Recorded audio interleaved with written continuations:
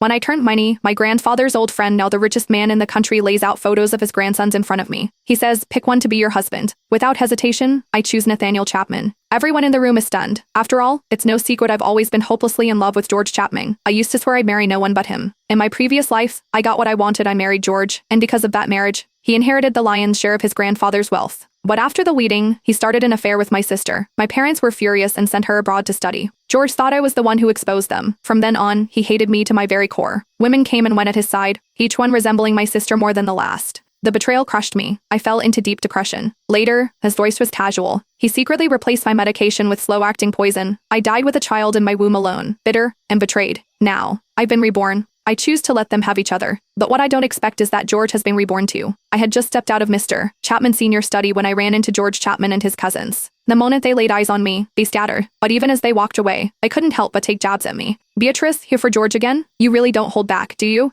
Aren't you worried that your war hero grandpa's rolling in his grave, watching you throw yourself at a man like this? George, meanwhile, stared at me coldly. What are you doing here? He asked sharply. Are you trying to get Grandpa to put in a good word for you again? You already brought up how your grandfather saved him in the war, didn't you? Haven't you milked that story enough? You know what? Don't bother. You've already embarrassed me enough by turning our relationship into the talk of the town. I haven't made up my mind about the wedding. It won't make a difference. His eyes were filled with contempt and disgust. Just like in my previous life, my love had never been enough to move him. I let out a long breath before calmly saying, does this have anything to do with you? He's throwing a birthday party for me tomorrow. As soon as my words settled, George's cousins froze. What? Grandpa's hosting a party for you? One of them blurted. I knew exactly why they looked so stunned. Mr. Chapman Sr. hadn't involved himself in family affairs in years. Now that he was stepping in, it was clear this was more than just a birthday party. He had once told me that on my 20th birthday, I have to choose a husband from among the Chapman young men. Whoever I picked would inherit most of his personal estate and take over as the head of the family. After the initial shock wore off, George's cousins turned to George with teasing grins. Congrats, George. Don't forget about us once you're in charge, said one. Another chimed in, with Grandpa backing you, you can finally step into the big leagues. Congrats to you, too, Beatrice. After all these years of trying to win me over, it looks like you're finally getting what you want. You must be thrilled, George remarked, sarcasm dripping from his voice as he shot me an arrogant look. Then,